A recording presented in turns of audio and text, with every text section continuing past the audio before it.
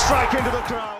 வணக்கம் நண்பர்களே, welcome to my channel CCF உங்கள் cricket with mister cocktail furious. இப்போ நம்ம டிஸ்கஸ் பண்ண போற டாபிக் IPL 2025 மேட்ச் 34 ரிவ்யூ தான் between RCB vs Punjab kings at Bengaluru. பெங்களூருனாலே வந்து பாத்தீங்கன்னா ஆப்போனன்ட் பயப்படுறாங்களோ இல்லையோ, அவங்க ஹோம் டீம் தான் பயங்கரமா பயப்படுவாங்க. அதுக்கேற்ற மாதிரி இந்த மேட்ச்லயும் RCB தோத்துட்டாங்க. அண்ட் எனக்கு ஒரு விஷயம் புரியலங்க, அதாவது அவையில வேற லெவல்ல பெர்ஃபார்ம் பண்றாங்க, ஆனா ஏன் ஹோம்ல மட்டும் இப்படி பெர்ஃபார்ம் பண்றாங்கன்னு தெரியல. And RCB fans are seriously disappointed, அதுல எந்த டவுட்டுமே இல்லை. ஏன்னா ஹோம்ல ஒரு வினாவது பண்ணுங்கப்பான்னு அவங்க பயங்கரமா வெயிட் பண்ணிட்டு இருக்காங்க. பட் அது நடக்க மாட்டேங்குதுன்றது உண்மையான ஒரு விஷயம். அன்லக்கி தான் ரிஜெக்ட் பண்ணிட்டாருன்னு நான் சொல்லுவேன். ஏன்னா 3 மேட்ச்லயும் ஹோம்ல வந்து பாத்தீங்கன்னா டாஸ் தோத்துட்டாரு. ஏன்னா சேசிங் தான் பெட்டர் ஆப்ஷன் இங்க சின்னசாமி ஸ்டேடியம்ல. ஃபர்ஸ்ட் பேட்டிங்ல வந்து பாத்தீங்கன்னா இந்த கண்டிஷன்ஸ் ப்ரெடிக்ட் பண்றது ரொம்ப கஷ்டம். எக்ஸாக்ட்லி டாஸ் தோத்த அடுத்த நிமிஷம் ரிஜெக்ட் பண்ணிட்டாரு வந்து பாத்தீங்கன்னா ரொம்பவே அப்செட் ஆயிட்டாரு. அது கிளியரா எவிடென்ட்டா தெரிஞ்சது. அவங்களோட அந்த bad luck in home conditions continue ஆயிட்டே தாங்க இருக்கு, ஒன்னும் சொல்றதுக்கு இல்ல. பட் ஒரு பக்கம் பஞ்சாப் கிங்ஸ் வேற லெவல்ல பெர்ஃபார்ம் பண்ணாங்க. சீரியஸா ஸ்ரேயாஸ் ஐயர் as a கேப்டனா மேட்ச் டு மேட்ச் அப்படியே அடுத்த ஸ்டெப் போறாருன்னு தான் கண்டிப்பா சொல்லி ஆகணும். பட் நல்லா ஞாபகம் வச்சுக்கோங்க கைஸ், என்னோட ப்ரிவியூல சொல்லியிருப்பேன் இந்த மேட்ச்ல மழை வரும்னு. வந்துச்சு, ஆனா நல்ல டிரைனேஜ் சிஸ்டம் இருந்ததுனால மழை நின்னோடனே அட்லீஸ்ட் ஒரு 14 ஓவர்ஸ் கேம் பார்க்க முடிஞ்சது. 20 ஓவர்ஸ்னாலே சேஸ் பண்றதுதான் பெட்டர். 14 ஓவர்ஸ் போது ஆப்வியஸ்லி சேஸ் பண்றதுதான் பெட்டர். ஏன்னா ரொம்ப நேரமா வந்து பாத்தீங்கன்னா பிச் அண்டர் த கவர்ஸ்ல இருந்ததுனால அந்த மாய்ஸ்சர் இருக்கும், அதை சூப்பரா யூஸ் பண்ணாங்க Punjab bowler. So Shreyas Iyer toss win பண்ணி கரெக்டா டிசிஷன் எடுத்தாரு போலிங் ஃபர்ஸ்ட்னு. அண்ட் 95 தான் RCB நால அடிக்க முடிஞ்சது. அந்த 95 அடிக்க அந்த 95 வந்திருக்காது. அதுக்கு வந்து RCB நிஜமாவே டீம் டேவிட்டுக்கு தான் தேங்க்ஸ் சொல்லணும். ஒரு சூப்பர் 50ங்க. இந்த சீசன்ல RCBயோட பெஸ்ட் பிளேயர் யாருன்னு என்ன கேட்டீங்கன்னா சால்ட் கிடையாது, விராட் கோலி கிடையாது, படிட்டார்லாம் கிடையாது, டிம் டேவிட் தாங்க. வந்த எல்லா மேட்ச்லயுமே வந்து பாத்தீங்கன்னா கேமியா அடிட்டு போயிருக்காரு. அதுவும் இந்த மேட்ச்ல அவர் 50 மட்டும் அடிக்கலன்னா RCB அவங்களோட அந்த லோவஸ்ட் ஸ்கோர் இருக்கும்ல 49, அந்த ஸ்கோரை விட கம்மியா கூட ஆல் அவுட் ஆக சான்சஸ் நிறைய இருந்திருக்கும். So they have to thank team David, அதுல எந்த டவுட்டுமே கிடையாது. அவர் ஒருத்தர் தான் பாசிட்டிவ் இந்த மேட்ச்ல. மத்த பேட்ஸ்மேன்ஸ் எல்லாருமே இஷ்டத்துக்கு சுத்தினாங்க. இந்த ஒரு பர்டிகுலர் விக்கெட்ல எக்ஸ்ட்ரா பவுன்ஸ் அநியாயமா இருந்ததுங்க. அந்த ஒரு பகில் பவுன்ஸ் நீங்க ஆன் த ரைஸ் அப்படி சுத்த முடியாது, கத்தி ஆட முடியாது. கத்தி ஆடினவங்க எல்லாருமே வந்து பாத்தீங்கன்னா அக்ராஸ்ல ஆடி கொடி நட்டி அவுட் ஆயிட்டு போயிட்டே இருந்தாங்க. ஓரளவுக்கு வந்து பாத்தீங்கன்னா பேக் ஃபுட்ல ஆன பிளேஸ்க்கு மட்டும் தான் ரன்ஸ் வந்துச்சு. ஏன்னா இந்த கண்டிஷன்ஸ் அந்த மாதிரி தான். நீங்க ஃப்ரண்ட்ல விட வந்து பாத்தீங்கன்னா பேக் ஃபுட்ல ஆடுற மாதிரி தான் இருந்தது. ஃபாஸ்ட் போலர்ஸ்க்கு நல்ல சூப்பரா இந்த பிச் ஹெல்ப் பண்ணுச்சுன்னு தான் சொல்ல முடியும். ஏன்னா நல்லா ஞாபகம் வச்சுக்கோங்க, பஞ்சாப் கிங்ஸ்ல நல்ல டால் ஃபாஸ்ட் போலர்ஸ்ங்க. ஹர்ஷதீப் சிங்கா இருக்கட்டும், மார்க்கோ யான்சனா இருக்கட்டும், அந்த கண்டிஷன்ஸை சூப்பரா யூஸ் பண்ணாங்க. ஈவன் ஜாவியர் பேர்லெட் கூட வந்து பாத்தீங்கன்னா பியூட்டிஃபுல்லா போட்டாரு. சஹலும் பாத்தீங்கன்னா அவரோட ஃபார்ம் அப்படியே கண்டினியூ பண்ணாரு. ஹர்ப்ரீத் பிரார் இந்த மேட்ச்ல உள்ள எடுத்துட்டு வந்தாங்க. அவர் என்ன பண்ணாரு பாத்தீங்கன்னா ஃபர்ஸ்ட் ஓவர்ல 2 விக்கெட் எடுத்தாரு.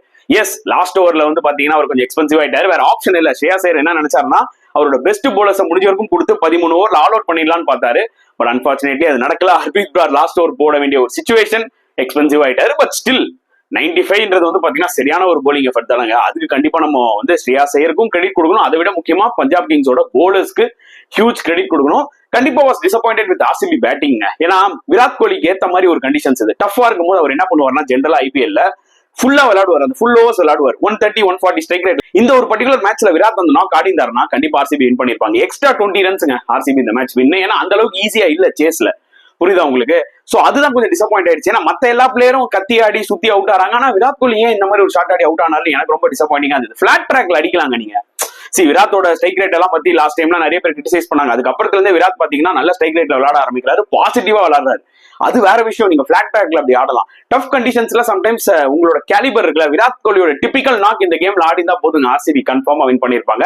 ஹோப்ஃபுல்லி இன் ஃபியூச்சர் மேட்சஸ் இந்த மாதிரி டஃப் கண்டிஷன்ஸ் வந்தா விராட் வந்து பேக் டு இஸ் பெஸ்ட், அந்த பழைய மாதிரி விளையாடுவார் பாத்தீங்களா, ஃபுல்லா எடுத்துட்டு போவார். 20 ஓவர் இருக்கும் ஃபர்ஸ்ட் பேட்டிங்கா இருந்தாலும் கூட.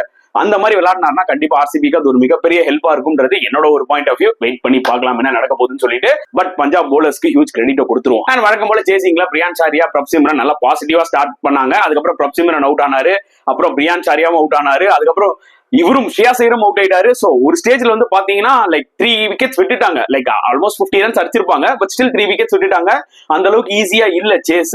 அதுக்கு கண்டிப்பா வந்து பாத்தீங்கன்னா we have to give credit Rajat Patidar. அவரோட போலிங் ஆப்ஷன்ஸ் நல்லா யூஸ் பண்ணாரு, நல்லா ஃபீல்ட் செட் பண்ணாரு. பிளஸ் ஹேசல்வுட்டோட போலிங் அவுட்ஸ்டாண்டிங்கா இருந்தது. செமையா போட்டு 3 விக்கெட் எடுத்தாரு. புவனேஸ்வர் குமார் இந்த கண்டிஷன்ஸ் யூஸ் பண்ணி அவரும் 2 விக்கெட்ஸ் எடுத்தாரு. ஏன்னா இது ஏத்த மாதிரி ஒரு கண்டிஷன்ஸ் அவங்களுக்கு ஏத்த மாதிரி. சோ சூப்பரா லைன் அண்ட் லென்த்ல போட்டாலே போதும். இந்த பிச்சில் ஆடுறது ரொம்ப கஷ்டமான ஒரு விஷயம். எக்ஸாக்ட்லி ஹேசல்வுட்டும் புவனேஸ்வர் குமாரும் அதான் பண்ணாங்க. பட் அன்பார்ச்சுனேட்லி அவங்களுக்கு இன்னும் ஒரு எக்ஸ்ட்ரா ஒரு 20 ரன்ஸ் தேவைப்பட்டுச்சு, புரியுது அவங்களுக்கு? ஏன்னா நீங்க புவனேஸ்வர் குமார் ஹேசல்வுட்டை மட்டும் ஆடிட்டீங்கன்னா மத்த போலர்ஸ் அடிச்சிடலாம். சுயாஸ் சர்மாக்கு வந்து பாத்தீங்கன்னா பெருசா கிரிப் கிடைக்கல இந்த ஒரு பர்டிகுலர் விக்கெட்ல. ஏன்னா ஸ்பின்னர்ஸ்க்கே பெருசா ஆக்சுவலா கிரிப் கிடைக்கல. இருந்தாலுமே சஹல்லாம் அவுட்ஸ்டாண்டிங்கா போட்டாரு. அது கிளியரா தெரிஞ்சது. ஏன்னா போன மேட்ச்ல அவர் சம ஃபார்ம்ல இருந்தாரு. அந்த எஃபெக்ட் இந்த மேட்ச்ல கிளியரா தெரிஞ்சது. Plus Chahal enough experience to bowl in Chinnaswamy stadium. இதுக்கு முன்னாடி வந்து பாத்தீங்கன்னா ஆர்சிபிக்கு பல வருஷம் விளையாடி இருக்காரு, அவர் தான் ஹையஸ்ட் விக்கெட் டேக்கரும் இங்க அப்படின்னும் போது அவருக்கு அந்த அனுபவம் இருக்கு, அது கிளியர் கட்டா தெரிஞ்சது. ஹர்ப்ரீத் ப்ரோ அந்த ஃபர்ஸ்ட் ஓவர்ல 2 விக்கெட் எடுத்ததெல்லாம் அவுட்ஸ்டாண்டிங்கா இருந்தது. அந்த வகையில பாத்தீங்கன்னா இங்க சுயாஷ் சர்மா கொஞ்சம் ஸ்ட்ரகிள் ஆனாரு, மிடில் கொஞ்சம் கஷ்டப்பட்டாங்க பஞ்சாப் கிங்ஸ். பட் நேஹல் வதேரா ஒரு கேமியோ விளாட்னாரு பாருங்க, அவுட்ஸ்டாண்டிங்கா இருந்ததுங்க. அதாவது இவர் தான்ப்பா இந்தியாவோட நிக்கலஸ் பூரான் அப்படின்ற மாதிரி தான் தோணுச்சு. ஏன்னா இந்த டஃப் கண்டிஷன்ஸ்ல எல்லா பிளேயர்ஸுமே கஷ்டப்பட்டாங்க. ஈவன் டிம் டேவிட் கூட இனிஷியலா 10 balls 12 balls கொஞ்சம் டைம் எடுத்துக்கிட்டாருங்க, அப்புறம் தான் அடிச்சாரு. ஆனா நேஹல் வதேரா அவுட்ஸ்டாண்டிங்கா விளையாடினாரு. சுயாஷ் சர்மாவை அந்த ஒரு ஓவர்ல லாஸ்ட் 2 ball அட்டாக் பண்ணாரு.